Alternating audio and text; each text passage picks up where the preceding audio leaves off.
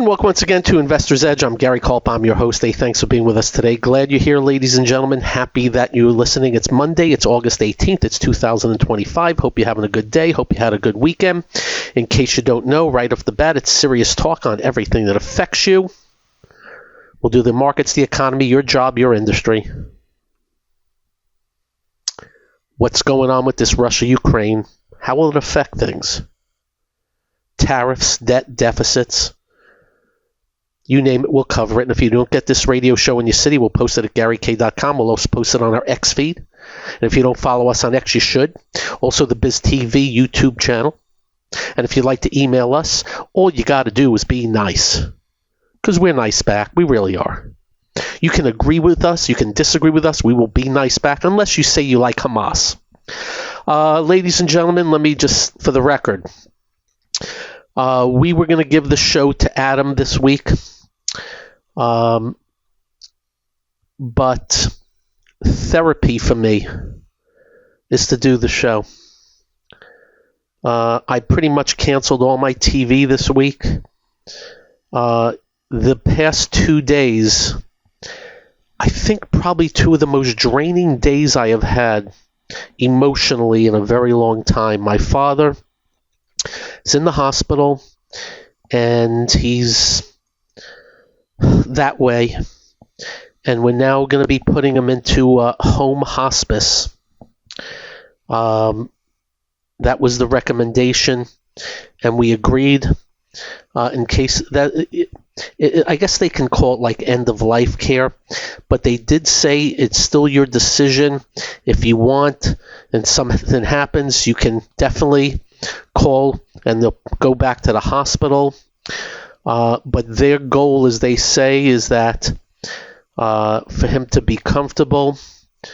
It's just very tough to see. And I stayed with him, I guess about 18 hours over 2 days. And I got one smile and a little response. And he was talking about the Giants a lot, but pretty much to himself, and the age has really taken over. And I have to tell you, I think I said this to you when my mom passed in the Thanksgiving of last year. Heartbroken, but relieved at that time because what was going on.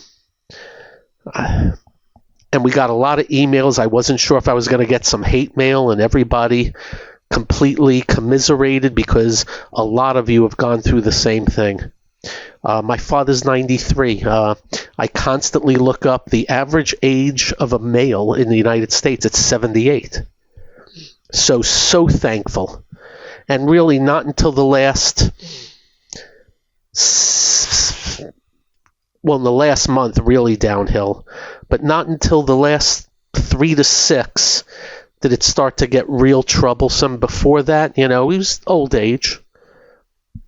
Anyway, just letting you know, and I'd rather talk to you than sit around. Why not, right? So we are here. We'll talk everything we need to talk about, and take it from there. And in advance, we have thanked you for all your well wishes and emails and your stories. We're getting a lot of stories about your life and your experience with your parents and loved ones, and it's been a big help, a big help. Okay, now that's that all said, and we started off in that fashion. A couple of things I wanted to bring up because I'm no General Patton. I'm no Norman Schwarzkopf. I've never been President of the United States. I have never been the Secretary of State or Secretary of Defense. But I do call myself Mr. Logic. And if you've been listening throughout the years, our logical voice has really worked out pretty darn well. We predicted Trump to beat Hillary Clinton. We worried about Trump losing to Biden. Remember that? We weren't sure what was going to go on. We thought it would be close, but everybody was thinking one way, and we said, don't be surprised. And then, of course, we predicted Trump to beat Kamala Harris. And also, we've also logically walked you through a lot of important events out there. And one thing that's going on right now is Russia-Ukraine. And it doesn't really have much.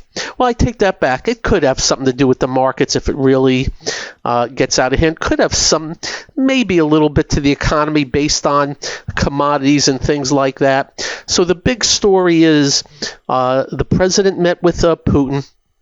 And the hope was ceasefire or peace. And I got to tell you, to the president's credit, God bless, he got all these major European leaders to come to the White House today. And they're in there right now in talks. And the goal is to try and figure out and hammer out something with Russia so we can get off this Russia-Ukraine war. There's one problem, as Mr. Logic says. You're dealing with a man that kills his own people, poisons them, has them thrown off buildings. Anybody who disagrees goes missing. And you're also dealing with somebody that invaded another country, and he can talk the reasons why, and they were all BS, but he invaded another country. And now there is talk about how, well, we'll let him keep what he took, but that's all. And I'm just thinking to myself, and listen, this is almost cartoonish to say. Imagine if Canada swooped down and invaded, what's right there, the north? Minnesota, maybe? How about if they invaded Minnesota? What do you do? You get my point? And of course, there's variables. They can't afford the war, and we've been giving them a lot of money. So what do you do? I know there's a lot of variables, but I think the president and everybody else is forgetting what they're dealing with here. In case you don't know, this guy doesn't want to take over just Ukraine. He would like to take over a crapload of stuff. Poland, he would. And I just worry that if you give an inch, you know the old line, if you give an inch, and what's the other part of the equation? Well, you have the guy running China really wanting to take over Taiwan. And you have other, North Korea, South Korea. I can go on about all the thugs that are out there. So what if you give license to somebody who, just because he invaded a country illegally, you're going to give him it? So that's where I completely disagree with the president talking about having to do this and that. I would go tell him to F himself. And then you know what I would do? I would get together with these countries, and you got some might with these European countries. I know there's a lot of political cartoonism of them and stuff, but no, they got some might. Imagine if we all got together and told Putin to go screw himself, and you do one more thing. By the way, in case you don't know, Putin bombed Ukraine last night, the day after he met with Trump. If that's not a middle finger, I don't know what is. So I hope it works out. Listen, I am giving the president unbelievable credit for getting all these leaders there, because maybe that is some pressure on if Putin sees these, or maybe he doesn't even care. So we'll see how it plays out. Right now, it's just geopolitical. Of course, people are dying. And by the way, Putin doesn't care about all his soldiers that are dead, and there's different body counts of his soldiers, but supposedly it's up there. So we'll see. Quite interesting. Zelensky's there also. My favorite one there is Meloni from Italy. I dig her. I think she's a great leader, but all of them are a little bit kooky on what's going on with their countries with immigration and stuff like that. Anyway, so that's a little bit of that. I just wanted to start with it because it's of note. It's going on. And Mr. Logic just wanted to speak his mind on it because I think they're all missing the point about what they're dealing with. And a deal is only as good as what's on the other side of the table. Yeah, we'll see. All right, markets. Notice the segue. A couple of things. When you see today that the market didn't move, and it really didn't move, don't be swayed. There's a lot of things underneath the surface that I think are a potential import. That will be up next on Investor's Edge. By the way, flying back and forth from the Northeast to Florida right now, you just set your time clock 2 to 3 hours late. I mean, and by the way, it's just, nothing you can do. Weather. I saw some flights last night that were coming to New York that actually circled around 2 or 3 times just to waste some time because they couldn't land because the weather came in, and then I got to bed at 2 a.m. last night.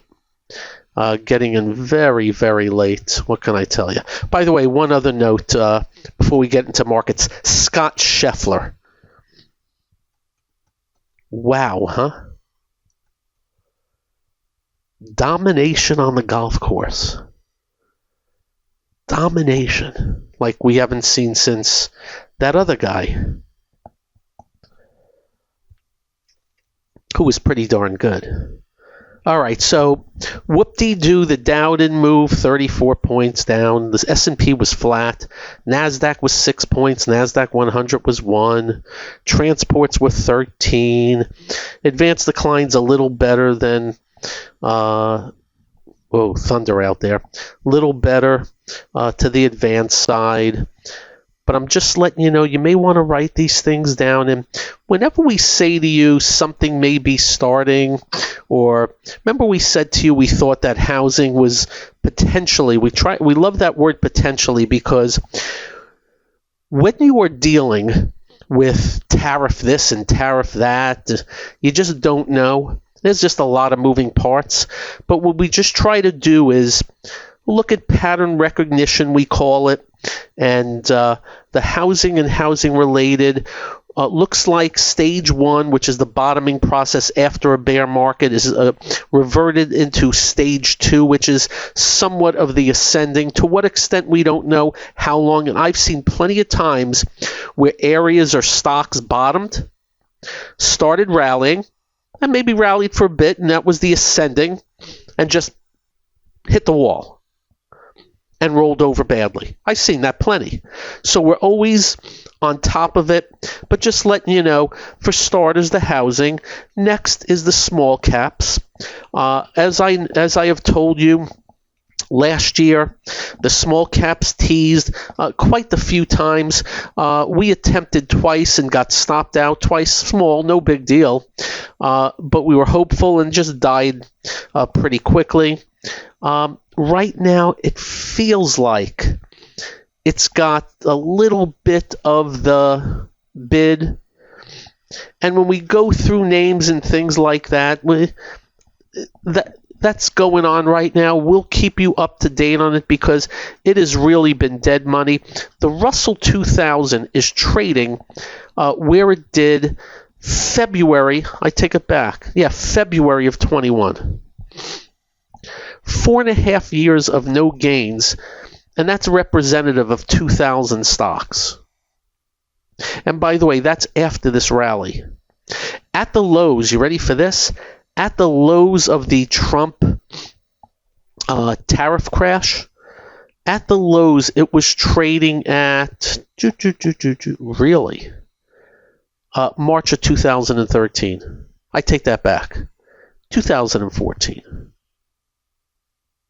No, 2013.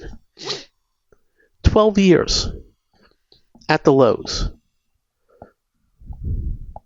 I take it back again.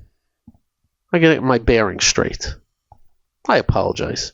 Let's call it 2000. Gary, you see what happens when you get into 2 a.m.? 2018. I was looking at a different low. Whew, glad I fixed that up. I also want to add that we're pretty good about telling the market by things breaking down. How many things are breaking down? How many sectors are breaking down? How many names are breaking down? That's what we're constantly on the lookout doing. And in the recent past, we have told you that, oh, look, some of the software. Oh, look, the big banks had a bad day. And we can go on, and you know about United Health and stuff, which, got the Warren Buffett certificate, which got that moving last week. Just letting you know, there's just not a lot in the way of big, gigantic breakdowns, except for the big blow-ups on earnings reports. And there's been plenty. Remember those software names that got smoked recently, and that's after a drop? They bounced back in the last few days. Not all the way, but that tells me that underneath there's some defense in there. So in no way, shape, or form do I see any big danger in the near term yet. The big indices are trading above the 21-day moving average. Had only one day below a couple of Fridays ago. And by the way, I sold down a little bit. And then we bought back a few days later, a little higher, because we wanted a good position in the S&P and the NASDAQ 100. And so far, so good. Watch those levels. That'll tell you everything. And you had a little pullback here the last few days. I just am not seeing a lot of damage. If that changes, we'll let you know. And remember the semis on Friday?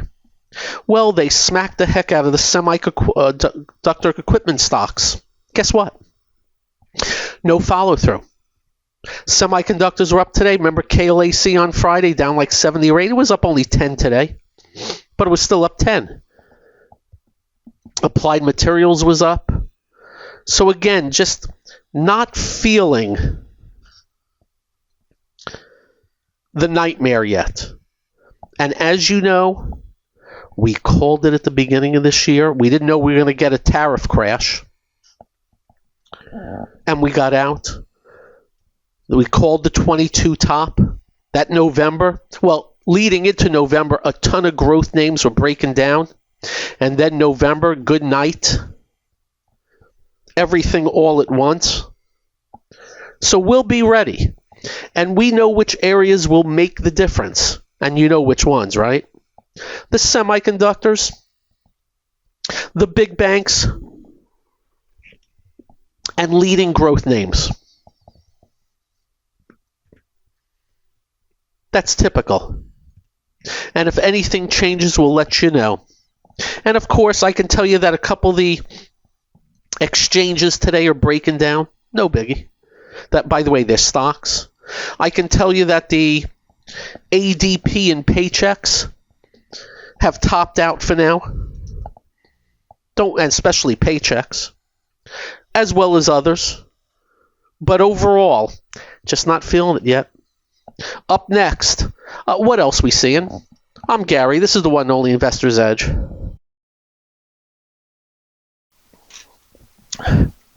Next. So, recently I told you that the solars were turning the corner. They just popped up big Friday and today. Some government stuff, you never know.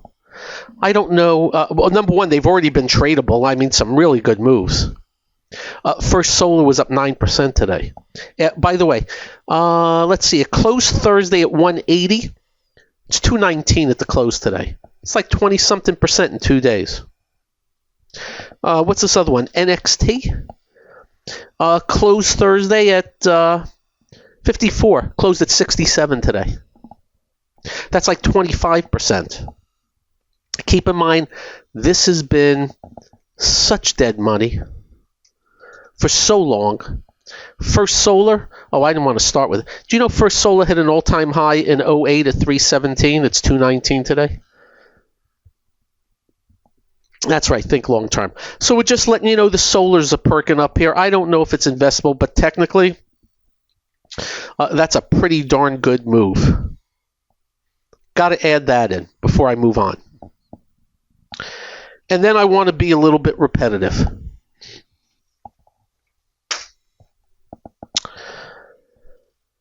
Repetition. Bullish. That's that recent IPO that opened at 90, I think from 30.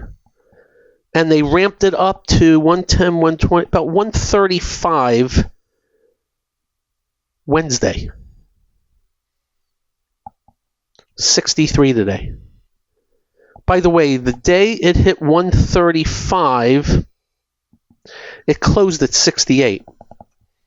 And I'd like to say I was making this up, but I'm not. It's 63 today.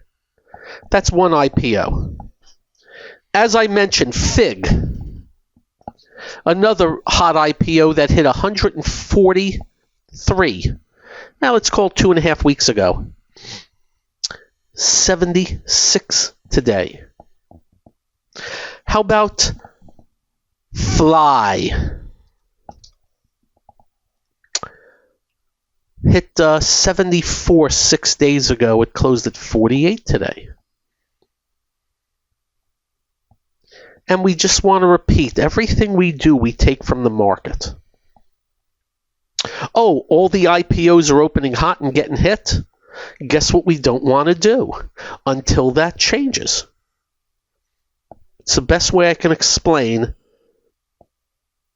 how we work. How about something called Chime? They opened that up at, the day it opened up was $45. Not as bad. It's 30 today. 45 to 30. How about symbol ETOR hit $80 within the first 3 weeks of its open. And by the way, these all open at a pretty big premium. 80 to 47.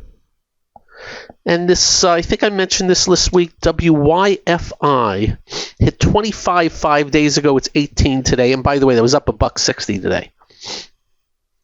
So it's still going on, and just be careful. They're coming out with IPOs, and I must say some of them are quite suspect. And when I say suspect, just losing money. And SPACs are back. You know, those crooked pieces of crap people that are putting out very suspect stuff to you. And I have a whole list of ones that came out at $10 a few years ago that are trading at $1 now.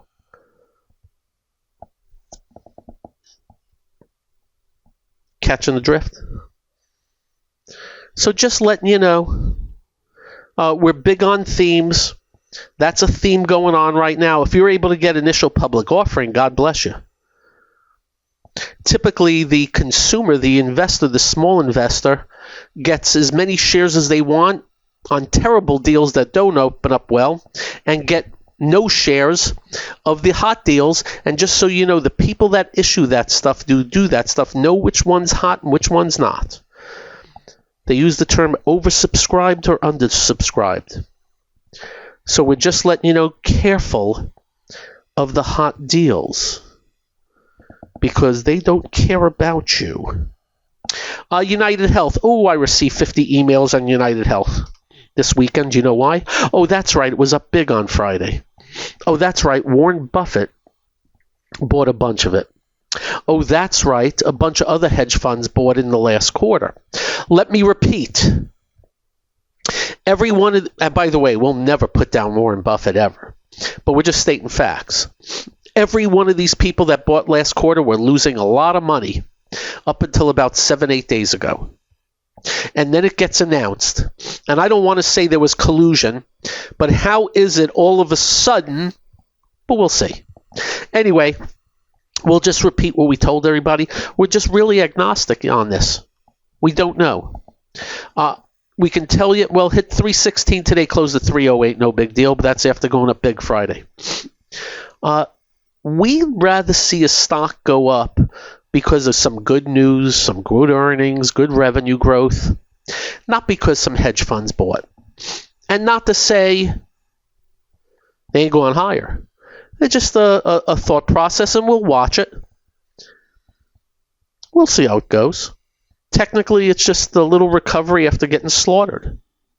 Unlike, if you remember David Tepper, when China really first emerged, in 2008, when he said buy the hell out of the market because they were printing money, well, the market just started going and then breaking out, and more and more stocks showed up.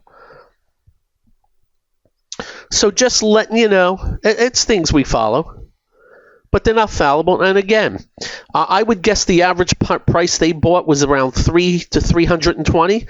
It was $240 9 days ago. Oh, and by the way, they may have sold at $240 and you don't know it yet because all this is late. It's not real time. So again, we urge you to be very careful. There's a lot of noise out there. Oh, there's a lot of noise on AI like you wouldn't believe. And we'll see how it goes. A few other tidbits for you today that I got for you today because I get sent all these stuff and I verify. Do you know that the Magnificent Seven, you know those seven, just recently had an $18.8 trillion market cap? 18.8, seven stocks. The bottom 433 stocks in the S&P 500 had an 18.8. No, not kidding. Do you know that two stocks this year are 4.2% gains of the S&P gains this year? Just two. Add the next two, and I think it's about 7. So 4 stocks. Just want to keep that in mind. This was our worry, but things have got better. We broadened out a little bit. We had a couple of very good advanced decline days. And the small caps are perking up. Like to see that continue.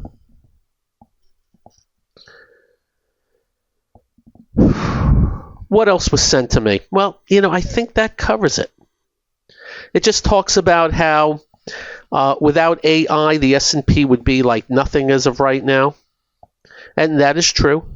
And we've also reported to you about the advanced declines on the NASDAQ versus.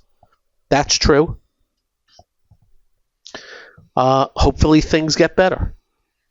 And that'll be based on the advanced decline figures every day and more stocks showing up.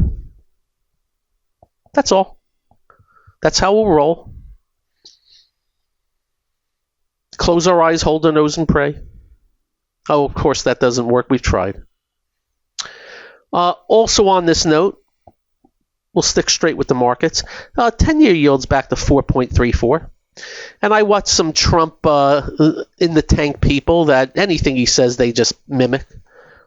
We repeat. We think Donald Trump making Jay Powell so famous is wrong.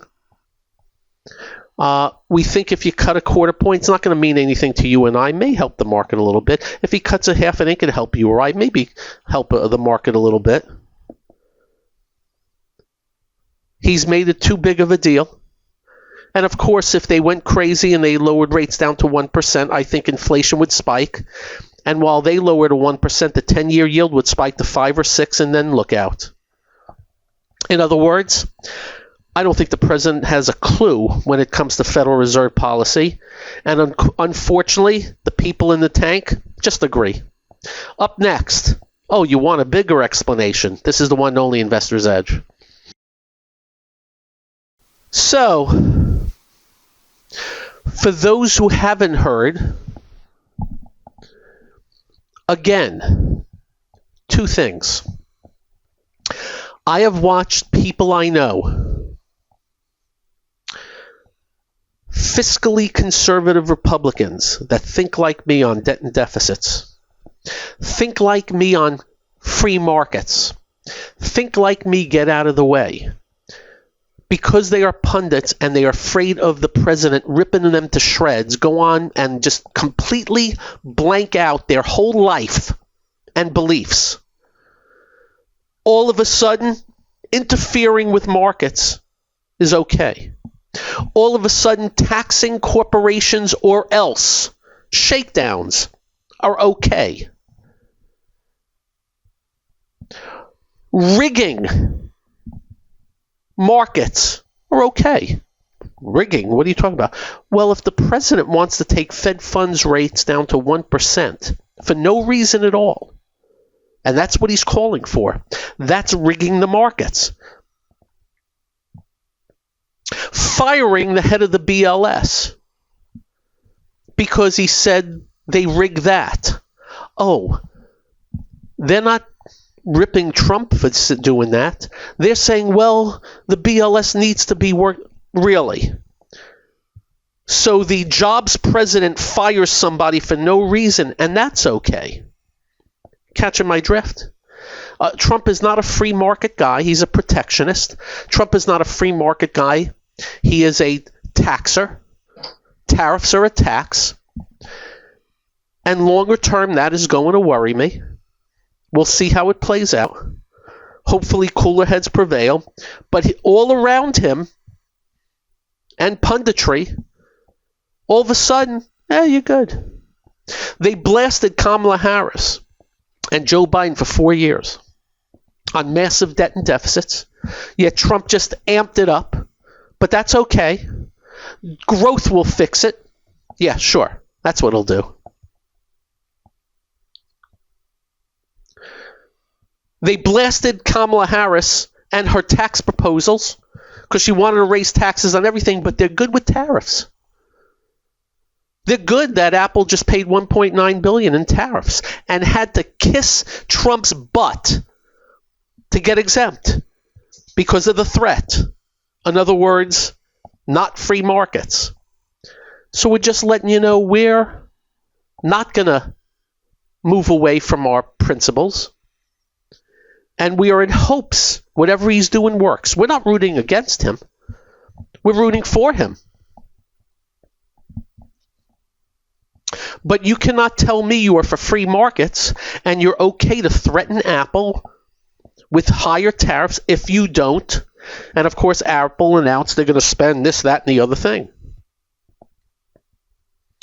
No, a president should not be able to do that. And of course, the president is going to hire his own Fed head person.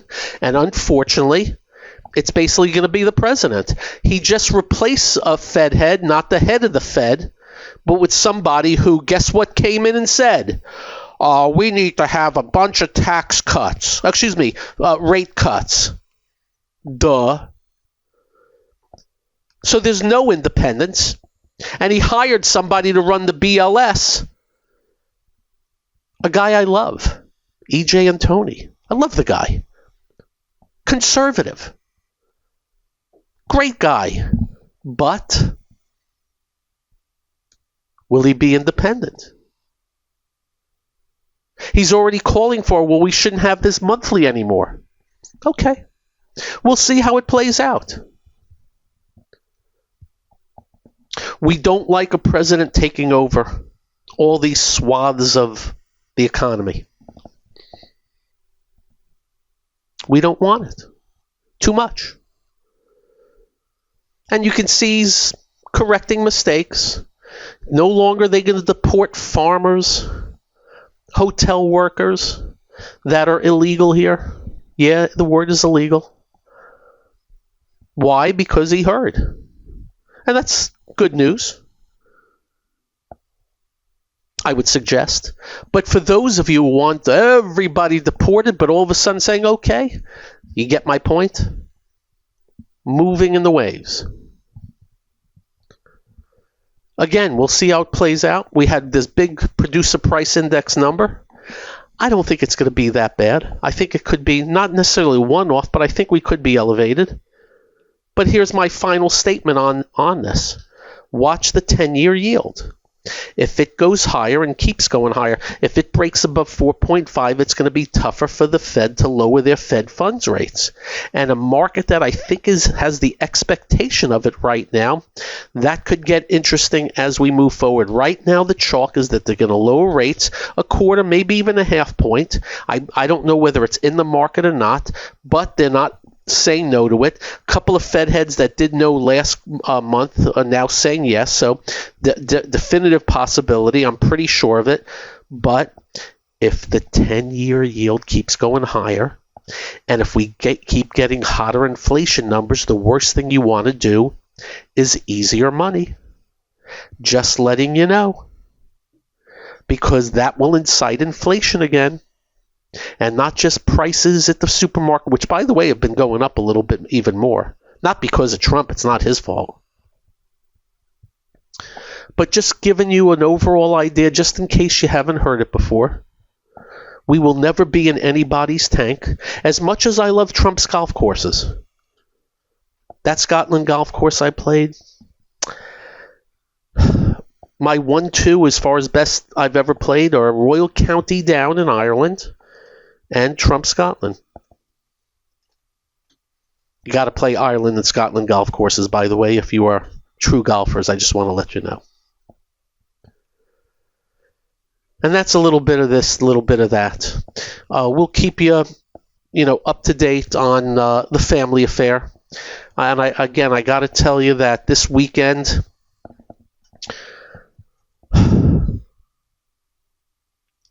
draining. And all I was doing was thinking about the years that go by.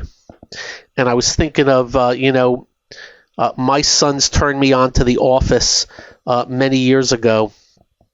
And something Andy Bernard said, I think it was in the last show, that was, I wish there was a way of knowing, no, you're in the good old days before you've actually left them.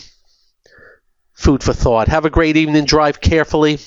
When you get home, do like we do. Make sure you hug your family and hug your children. They will feel better. You will feel better. I promise. Stay well. Be well. Until tomorrow. I think we'll be back. Bye-bye.